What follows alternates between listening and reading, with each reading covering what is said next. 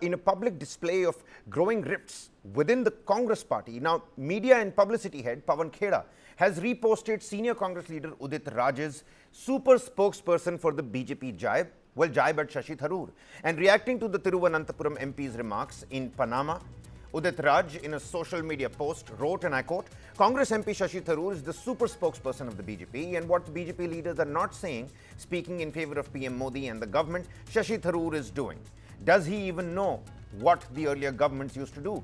They are taking credit for the Indian Armed Forces. Shashi Tharoor has become the spokesperson for the publicity stunts of the BJP, I unquote." And he further said that, I quote again, "How could you denigrate the golden history of Congress? How could you be so dishonest to the party that gave you so much?" asked Udit Raj. And Udit Raj accused Tharoor of echoing BJP's propaganda and undermining Congress's military legacy, particularly its role in the 1965 and 1971 wars and covert UPA-era operations. Let's listen in to what the senior Congress leader Udit Raj had to say. Shashi Tharoor ji BJP के super प्रवक्ता हैं, जो BJP के लोग नहीं कह पा रहे हैं। मोदी जी की चमचागिरी या मोदी जी का गुणगान जितना वो नहीं कर पा रहे हैं, और बीजेपी के लोग उससे ज़्यादा शशि थरूर कर रहे हैं। शशि थरूर को पता है कि पहले की सरकारों ने क्या किया। पहले की सरकारें ढोल नहीं पीटती थी, तो ये शब्द वापस लेना चाहिए कि पहले ऐसा नहीं हुआ है। पहले सर्जिकल स्ट्राइक होती थी, पता नहीं होता था। ये मोदी जी जैसा नहीं कि करेंगे नहीं और प्रचार करेंगे और सेखी बघारेंगे और उसका लाभ लेंगे। सेना की कार्यवाही का लाभ लेने के लिए कांग्रेस पार्टी उसको पब्लिक डिक्लेयर नहीं करती थी, लेकिन ये पब्लिक सेना का सारा श्रेय खुद ले रहे हैं। सेना का कोई सम्मान नहीं हर, तो उसमें शशि थरूर ये जो पब्लिसिटी स्टंट है भारतीय जनता पार्टी का, उसके इस समय प्रवक्ता बन गए। Well, that was Udit Raj. And Tharoor, notably not the Congress's official nominee for the international delegation, yet led the team on the visits to US, Guyana and Panama. And speaking in Panama, as part of that all-party delegation, Shashi Tharoor said that for the first time, India breached the line of control between India and Pakistan to conduct a surgical strike on a terror base, a launch pad, the Uri strike in September 2015. Listen in to what Tharoor also had to say. But what has changed in recent years is that the terrorists have also realized they will have a price to pay. On that, let there be no doubt. When, for the first time, India breached the line of control between India and Pakistan to conduct a surgical strike on a terror base, a launch pad, the Uri strike in September 2015, that was already something we had not done before. Even during the Kargil War, we had not crossed the line of control. In Uri we did. Then came the attack in Pulwama in January 2019.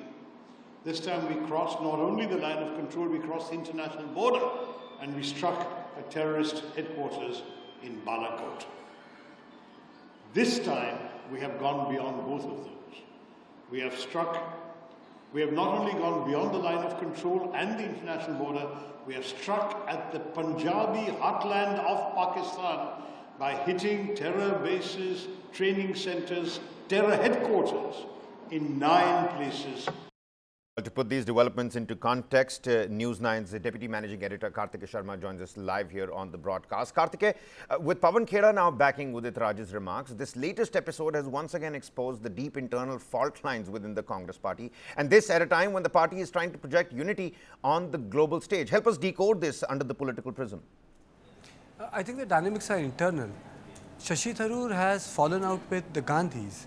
Shashi Tharoor used to be a blue-eyed boy, but because of the controversy which took place in the second tenure of the UPA, he had to put in his papers as a Minister of State, External Affairs. So Shashi Tharoor had to be publicly sidelined. But after that, the real issue became that Shashi Tharoor felt that he is not being accommodated in the Kerala Congress. He has not been given any position of authority or eminence in Lok Sabha. He is the 4th-time MP.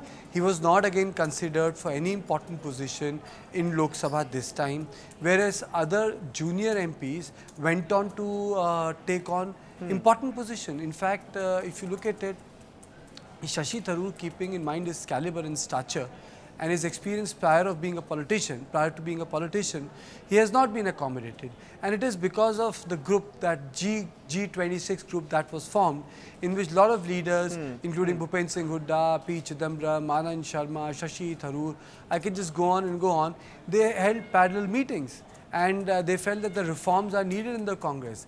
And not only that, they actually created so much of noise within the Congress party that Gandhis had to organize Udaipur session, in which they were forced to commit to certain reforms. Those reforms never happened in the Congress party. But then Shashi Tharoor did not even listen to the Gandhis when Mallikarjun Kharge became the natural choice for the Gandhis, after former Chief Minister of Rajasthan refused to be the official candidate. Yes, you recall, he actually embarrassed the Gandhis. Shashi Tharoor contested the election. Now, a lot of people would say that,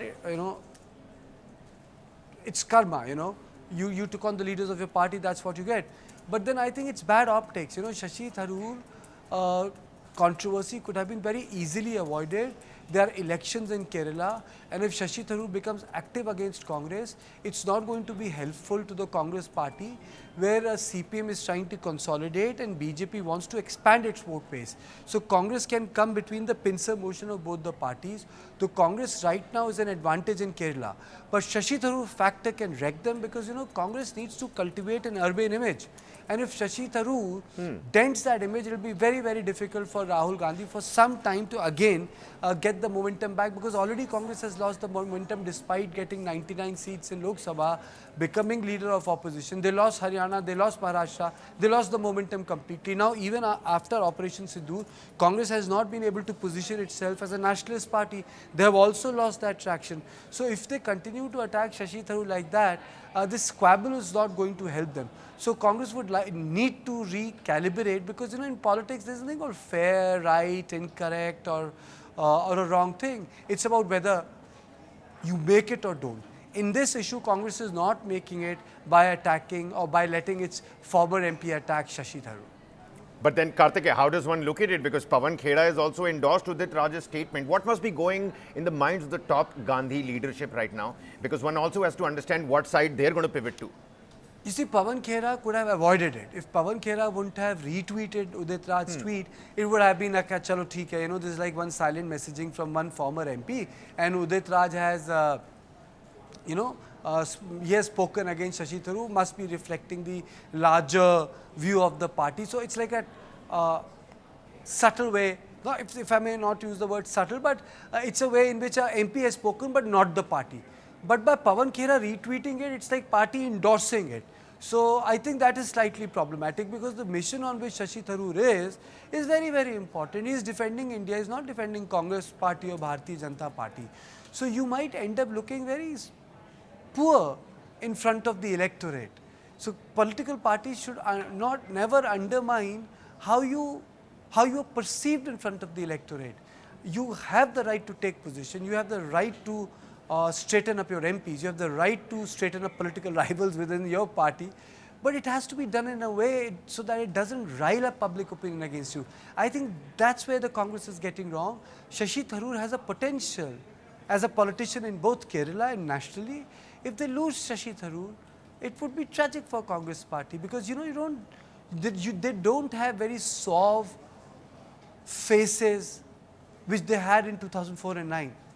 Lot of talent has left them. Look at the image. Milind Devra used to be part of Congress party, not with them.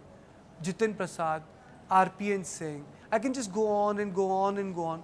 Add Jyotiraditya Scindia to that list. Ghulam Nabi Azad that we were speaking about, he's been hospitalized in Kuwait as well. Most of them have left Congress party. Yep. So that's what I can just go on and whine about, so many people have left, Congress party. But the fact of the matter is, Congress doesn't have them. So you save what you have, you work with what you have. But you tread carefully. Not kick out what can work for you. absolutely. I Especially, think it's especially a Shashi silly Tharoor, thing to who's attack already Shashi tight-roping. Tharoor like this. It's a silly thing to attack Shashi Tharoor like this right now.